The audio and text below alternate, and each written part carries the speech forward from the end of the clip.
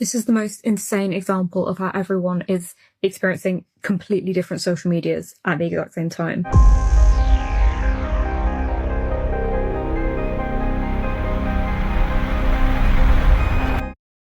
The girl in this reel says that her boyfriend is late to come see her. The comments were like, "Oh, that's really rude. It's a disregard of her time. I don't like him." But then this other girl sees this reel. She finds this relatable, so she forwards it to her boyfriend sitting right next to her. Tell me why. My boyfriend opens the comments on his phone and it's the first list of comments that come up. Or you could get your own hobby instead of waiting around for him. Like, God forbid he has a good time. He went before 3 a.m. He's ahead of schedule. It looked like the comments were showing each of them different sides of the same conversation. What is going on in the Instagram comment section? No wonder we're all so divided when you can look at the same comments on the same video and it'll change them based on who you are. And I tried to scroll to find the comments that were on his and I couldn't find them. I've been seeing several theories as to why this could be happening. So I decided to go deeper into some of these ideas. But my search brought me to this much bigger story, something bigger than manipulation. The Stanford University, this experiment led by a scientist. Now today is quite a big risk, I have to admit that. Welcome back to Stanford. Two students who would use this knowledge to get rich. And buried within this story is a real reason why we are seeing different comments. I feel tremendous guilt. I think we all knew something bad could happen. Some programmers call it brain hacking, and the tech world would probably prefer you didn't hear about it. It's sad to me because it's happening not by accident, but by design. And we think it's worth putting down your phone to listen. There's this moment in 2007. What in the world is happening? iPhone consequences. Where you really see how Facebook is exploding in popularity. There are millions of users joining every month. Everyone thinks the entire world could be transformed. And at the center of it all, they launched this controversial tracking system called Beacon. Illegally spying on 50 million people and tracking what they do on other websites. Now, while I was digging into all this chaos, I came across something almost no one has seen in over a decade. A lot of the material you're going to see has never been shared before. This man is a behavioral scientist from Stanford University, and he gets on this stage to share findings about an experiment. An experiment that showed that computers can change attitudes, that computers can persuade. I mean, people immediately knew what was happening here. They were experimenting with methods to make technology addictive. Most people either thought the methods were flawed or this was horrible, evil stuff and we shouldn't be researching it. I entered the official website address into a Wayback machine that lets me see how a website looked at a specific point in time. The evidence was right there, unmistakable proof of the research they were doing. Machines designed to change humans. 2007 represents a dramatic shift in how persuasion happens, and I think we haven't seen this type of shift since the invention of broadcast radio. One mistake I made was looking at this website from just one point in time. So I started digging through its timeline, trying to understand what exactly they were trying to build. But as I kept digging into each version, things were becoming almost fictional. This lab wasn't any normal research lab. They were making blueprints. I was looking at manuals for shaping human behavior. The materials I found within this website pointed to one terrifying idea. In over a decade, our phones would become tools for changing how we think. But then it got worse when I realized how they were doing it. What will Facebook look like in the future? Turns out that's being decided right now at Stanford University. And that made me take a harder look at Facebook and the potential there. And that was an awakening. And it was like, wow, this new way of changing what people think and what people do. The scientist who is actually working on changing people using phones gets hired by Facebook. But this wasn't a coincidence. Look at this timeline. 2007 was the year the first iPhone was introduced to the world. The same year, Facebook launched m.facebook.com for mobile phones. Also, it's the same year MySpace became the most visited website.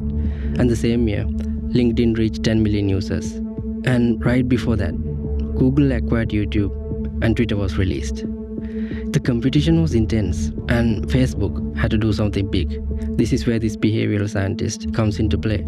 His goal was to create a class in Stanford University to put the behavior change formula to the test. They called it the Facebook class. Which was wild in good ways and bad ways. And in some ways, I'm still recovering. This class is cutting edge in that it's teaching you about something that nobody else has studied. Within 10 weeks, this class took the internet by storm. The students used this behavior modification formula to convince 16 million people to use their apps while making $1 million in ad revenue. Even a small portion of that is going to provide enough for me to get by and to do whatever I want with the rest of my life. Some students made so much money, they decided to drop out and launch their own startup. This class is what's going to bring my business into fruition as a major player in the marketing world. Now, this was over 15 years ago. Surely, these students spread out into the real world and used the knowledge from this lab to their advantage. So, I started searching through any kind of mention of the persuasive lab to see if I could find some names. Near Yale wrote the book called Hooked, sold over 500,000 copies. Tristan Harris, An Invisible Asymmetry of Power, warns the world about social media dangers, appeared in The Social Dilemma. Now, here's the kicker of the whole thing. Tristan Harris had two other friends in this lab, Kevin Systrom and Mike Krieger. These guys went on to create Instagram. Instagram celebrating a major milestone today. Is number 100 million. 400 million. 500 million. 1 billion. 2 billion active monthly users. This wasn't about manipulation anymore. The knowledge that Instagram's roots were linking back to this behavior modification lab raised a new possibility. Are those one-sided comments we saw earlier a part of changing what we think? I became obsessed with finding out an explanation to this question. I started digging further into the documents from Stanford's lab. That's when I found this paper released by the lab in 2009. In this paper, they introduced something called the behavior grid, where certain features from Facebook were designed to be performed on cue. This allowed Facebook to train anyone to repeat those actions on cue, similar to how dogs are trained with treats, except this is all happening without our knowledge. Yes. If you think about the Instagram comment situation, seeing completely different comments wasn't just an attempt to show us what we would like to see. What? Just sending you stuff you like is not the best way to maximize revenue. The best way to maximize revenue is to modify you into someone who's more predictable. Facebook has realized that if they change the algorithm to be safer, people will spend less time on the site, they'll click on less ads, they'll make less money. I wish I could say this is just a theory, but what you're looking at right now is just a small map of several times Facebook has been accused of manipulating public opinion. Different countries, different elections, different strategies. And in every single one of these cases, what people saw and what they did next was influenced by what Facebook decided to show. This isn't random, this is by design. A simple reinforcement learning algorithm would learn how to do that by sending you content that is a little bit more extreme than your current political views. And then if you see enough of that, your political views will become a little bit more extreme.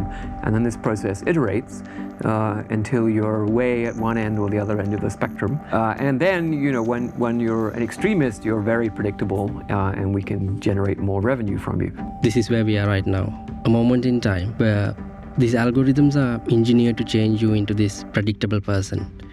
We were being artificially modified for profit, and we didn't even know this was happening. So we've made the claim that in 10 to 15 years, the mobile phone will be the primary platform for changing attitudes and behaviors. More important than TV, more important than internet. But unfortunately, changing people wasn't all they were doing. They were engineering social media addiction. Silicon Valley is engineering your phone, apps, and social media to get you hooked. You don't realize it, but you are being programmed. I call them behavior modification empires. Some programmers call it brain hacking. I don't believe our species can survive unless we fix this. Think about it. How does a company grow into $1 billion by giving away the app for free? It's because we are the product.